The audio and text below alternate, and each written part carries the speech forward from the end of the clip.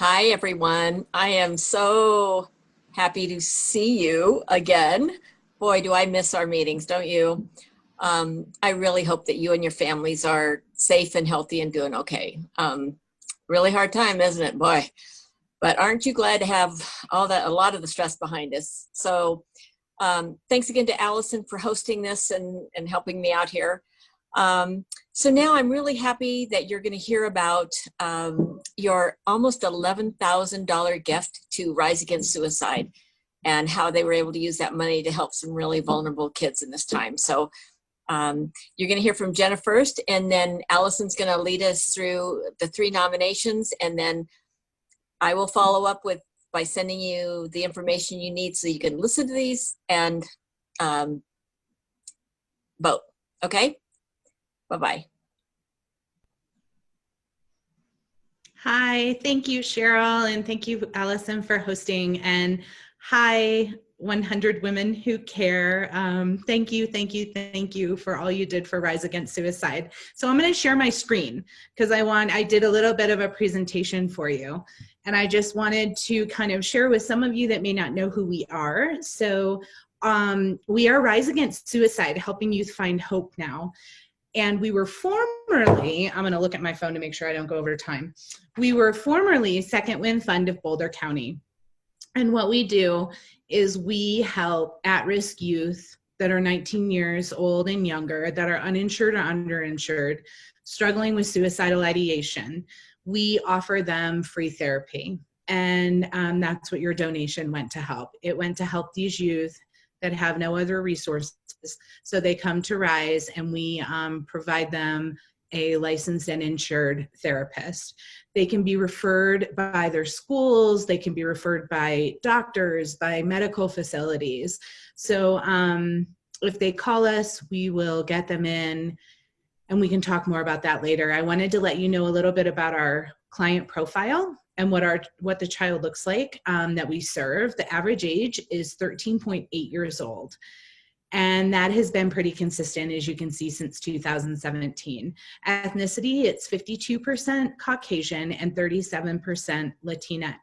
And you can see that Latinx number has increased quite a bit since 2017. And then we have 11% other. Gender identity, it's very interesting. We serve 64% female and 28% male, I'm sorry. However, statistics show that males are more successful. More males die by suicide than females. And so they're more successful than females are at their attempts. And then this shows you we serve 43% kids in BVSD and 56% in St. Vrain Valley School District. And then I know all of you know that youth suicide is a growing problem, but recently I was given a statistic and it blew my mind. The Colorado suicide rate among youth 15 to 24 years old has increased 58% between 2016 and 2019. But what really got me is that exact same demographic and number and years nationally, that rate increased 25%. So we doubled the national number in terms of youth suicide. And we just have a growing problem. We're 10th among 50 states. It's the leading cause of death for our 10 to 24-year-olds in Colorado.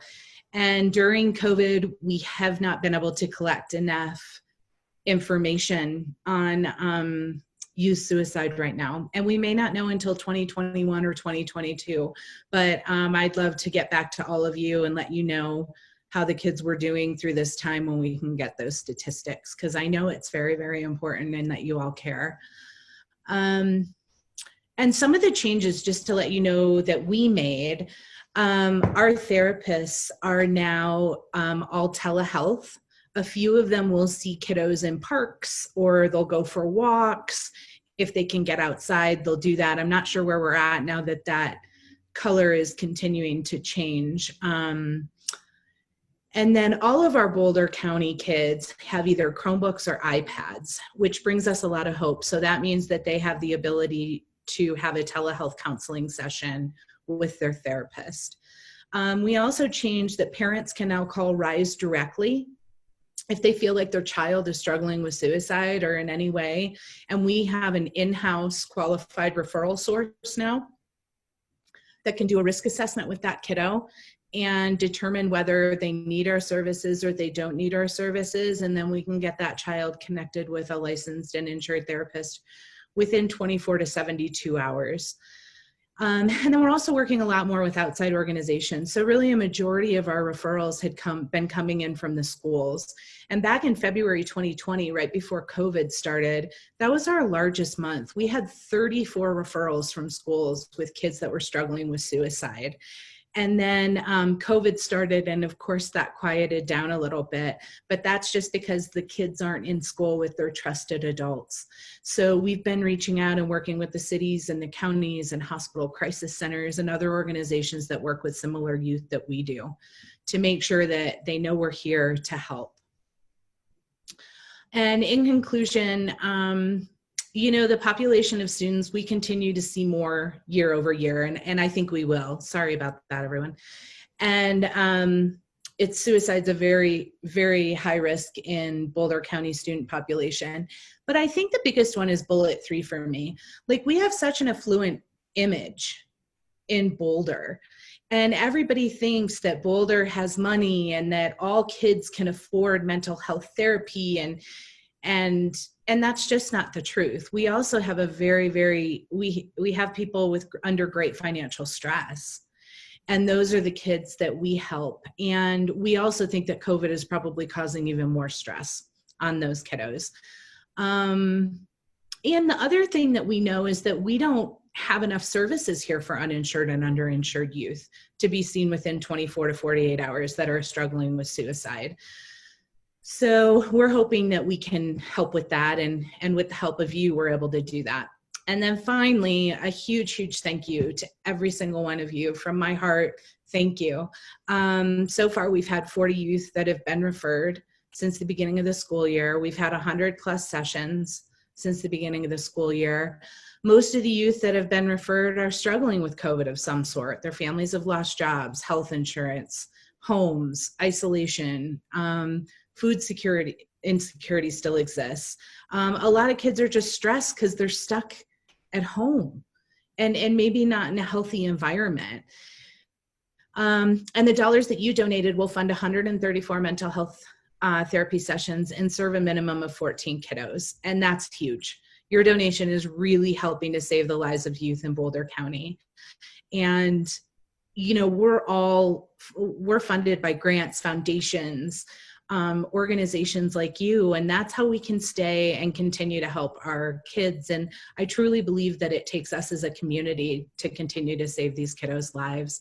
So if you have more questions, you can always reach out to me. My email is jenna@riseagainstsuicide.org, or my phone number 720-212-7527. And then you can always get on our website. We actually have our Holiday Star program coming up. It started today. And it's kind of cool. So if you want to get on the website and check it out, it's riseagainstsuicide.org. And it's fun, it's interactive, and it's helping the youth. So thank you all, and I hope you all have a beautiful holiday.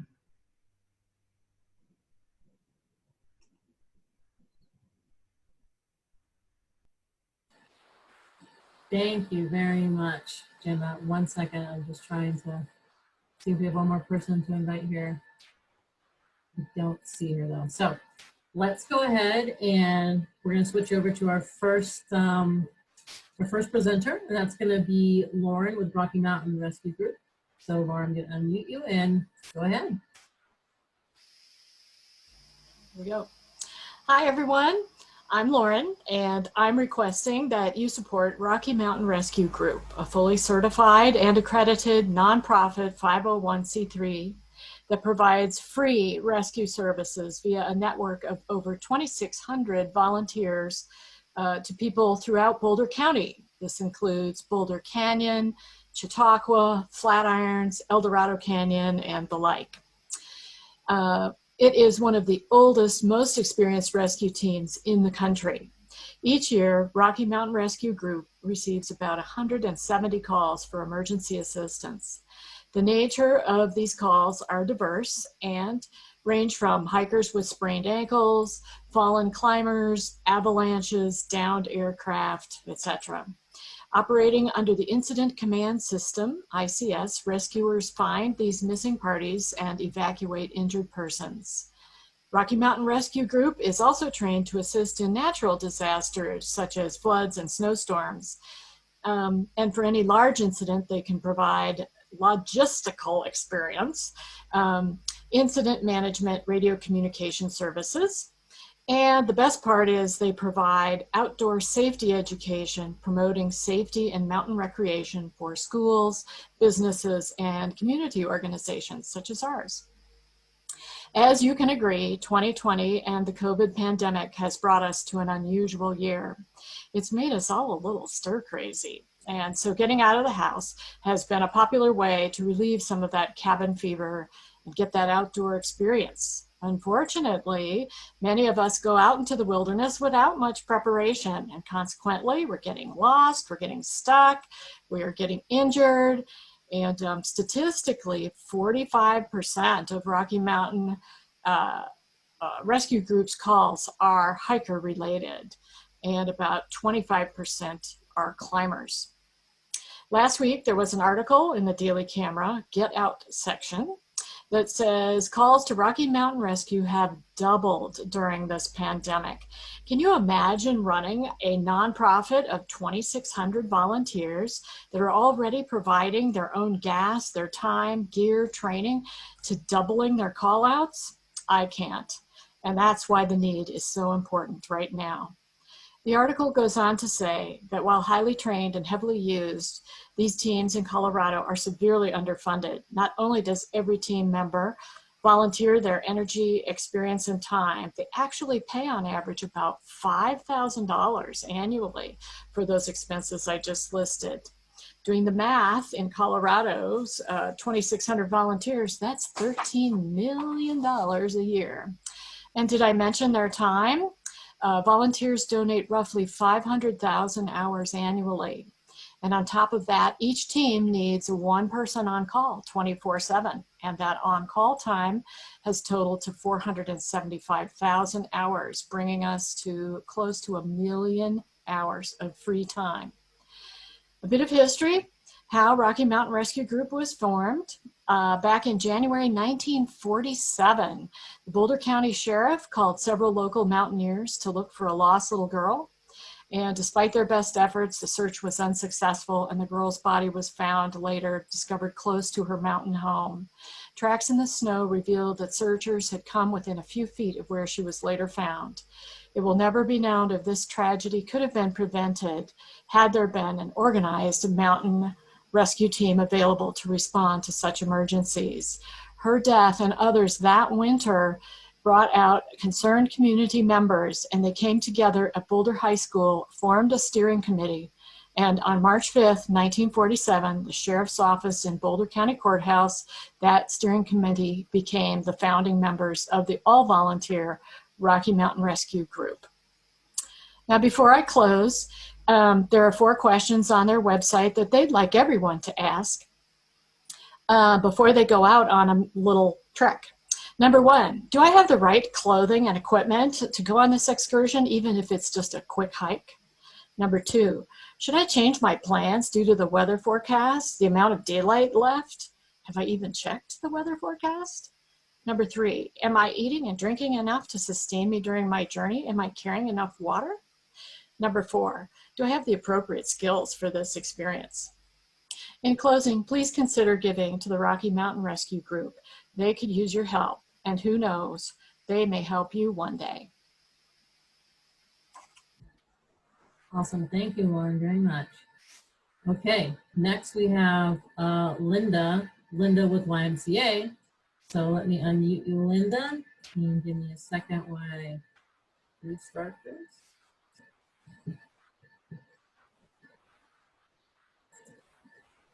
Oh, Linda, I think you also have muted yourself because I can't unmute you. There, am I on? Okay. Hi, everyone. I'm Linda Nels, and I'm so grateful to be able to talk to you tonight about the YMCA of Northern Colorado. and their great need for support. It may surprise you to hear that the YMCA is much more than a swim and gym. The Y is a community-based nonprofit organization, and they not only provide financial assistance to families, seniors, individuals, kids, so they can participate in any of the programs the Y offers, regardless of their ability to pay. The Y steps up and provides support to the community whenever it's needed, and now is a time that is desperately needed. I've served on the board of the Y for 13 years, and I stay involved because I've seen the huge impact the Y makes in the community for kids, families, seniors, individuals who have hardships and are struggling to make ends meet. The Y has a long history of stepping up to the community when it needs support. The Red Cross shelter was at the Mapleton Y during the fires and floods. When Crestview Elementary flooded, the Y took all of those kids to the Arapahoe Y for 3 weeks so that their parents could continue working and deal with the damage from the floods. The Y is partnered with the Boulder Valley School District and Community Food Share on the No Student Hungry Weekend Nutrition Bag Program. That's a lot to say. That provided 500 high-need students with a bag of food to take home on the weekends.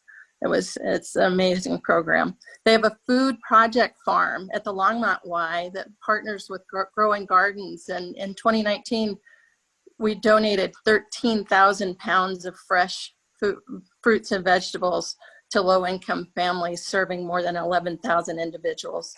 And even during the COVID, we provided 7,300 pounds of food. Prior to this year, about 94% of the kids in the Longmont YMCA summer camps and after-school programs receive financial assistance, or CCAP, which is the Colorado Child Care Assistance Program. And more than 70% of preschoolers receive assistance. And this year, with 48 hours of stay-at-home orders, within 48 hours, the Y developed emergency childcare programs to ensure that essential workers, emergency personnel, and parents who needed work had safe, supportive childcare for their little ones. The Y ran 10 weeks of emergency childcare in March, April, and May, and had more than 50 staff members serve as essential workers during that time. This year, the Y has collaborated with several different partner organizations to respond to the food security challenges in our communities. They developed food pantry for the families in the programs, and they've hosted food drives and food pantries. The Y has worked diligently to ensure that local families have care when they need it. Even now, as schools close their doors, the Y is once again opened its doors for students. The Y understands the child care is an essential function for our communities, and during a year with devastating financial impacts, the Y continues to ensure that all people have access to child care regardless of their ability to pay. By accepting CCAP and by offering Y financial assistance, the Y continues to provide child care for families who live paycheck to paycheck. Without Y child care, many of them would not be able to put food on the table. The Y is one of the only child care providers in Boulder County who has continued to stay open since the start of the pandemic. They have not missed a single day of offering child care for anyone in need.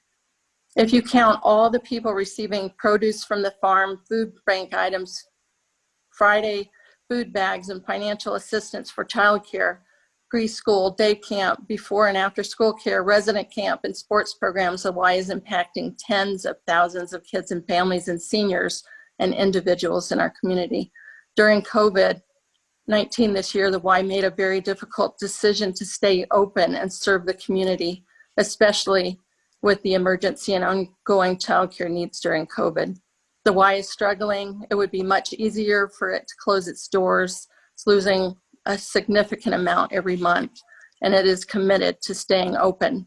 The Y is in danger and needs community support more than ever before, and especially in this time of crisis, especially by providing the broad range of childcare services in the Boulder community.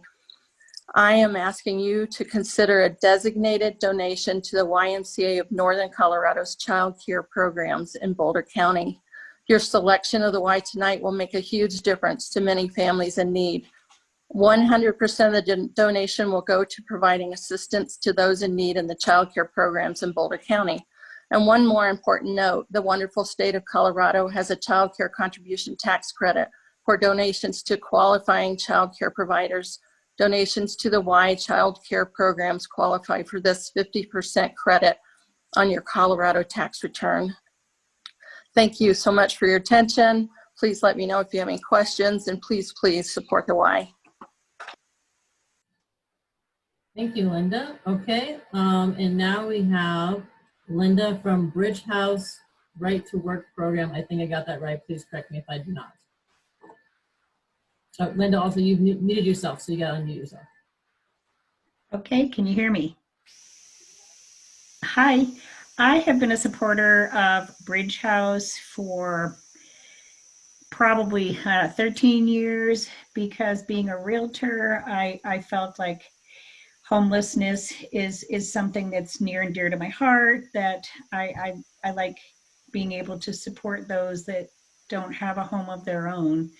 And in 2015, the Ready to Work program came into effect at Bridgehouse, and they started doing a work first program that, hang on.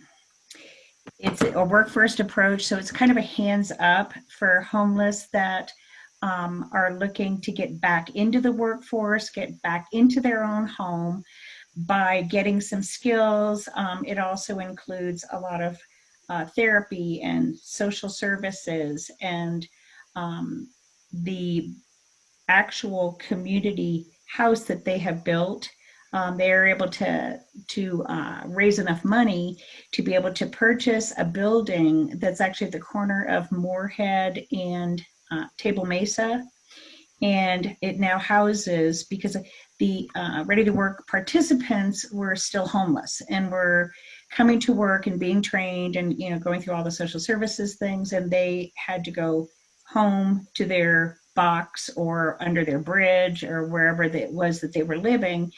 And so they came up with a concept to house them. And so they built this residence out of a commercial office building, and it now houses 44 people. And so the two different enterprises that they're being trained in, one is called Community Kitchen. And those in the community kitchen, it's over in Arapahoe. It's a major commercial kitchen that they were able to, again, through donations, be able to renovate, to be able to produce food. They were doing all the homeless in the churches before COVID, and they can't do the buffets anymore, but they're doing 150 meals per week in the community food share. And by the way, all of the food from community food share is given to, or a large majority is given to the community kitchen for food preparation, some of which goes back to community food share. 150 meals a week are donated to EFA. They have 400 a week that they're providing bagged and now hot meals to the homeless that don't have any place to get food. And they also make 150 children in Longmont are given five days worth of meals, 5 days per week, sorry. They're provided food 5 days a week by, again, Community Kitchen. So the team is led by an executive chef. His name's John, and he's got a 40-year career as a chef and just kind of fell on this career by accident. He was applying for a job as a cook, and he ended up to be the head of this kitchen, and he's just very passionate about training these people. There was a really cute picture I will show you of one participant that I thought was kind of cute. So he's in the kitchen learning how to cook, and he was homeless, and the hope is that he'll gain the expertise. And for a while they had the culinary school up here in Table Mesa was actually sending some of their students. Yes, am I done? That was fast. Anyway, so let's see, there have been tonight they're graduating 68 graduates, and that brings a total of 260 that they've brought off the streets, the homelessness, and put them into their own homes that they're now paying based on their ability to be able to earn a living. And so I'm asking you to support this wonderful effort to give these folks a helping hand up. So that's Bridgehouse ready to work. Thank you. Thank you, Linda. Okay, Cheryl.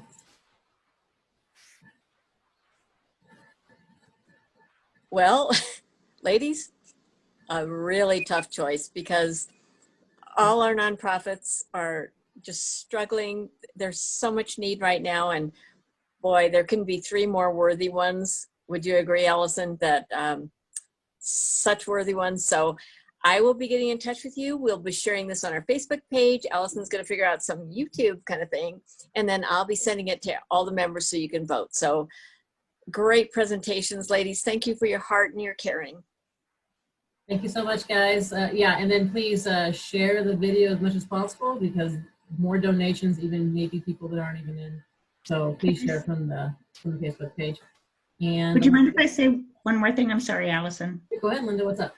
Oh, the Dakota's Brownies are another enterprise that Community Kitchen does. And so she actually gave me the opportunity, and I can send this to you guys, but you can order brownies through, and it's the homeless that are making them, and it's become a huge enterprise for gift giving. And she's giving us, the 100+ women, a 25% discount if you order brownies through, it's called, well, I can send you the link, but it's Yeah, but how about you put it in the comments of the Facebook page? And good idea. Okie doke. Sound good? Thank you. You're very welcome. All right, guys, I'm stopping the recording, and then we're going to don't get off those down for a second.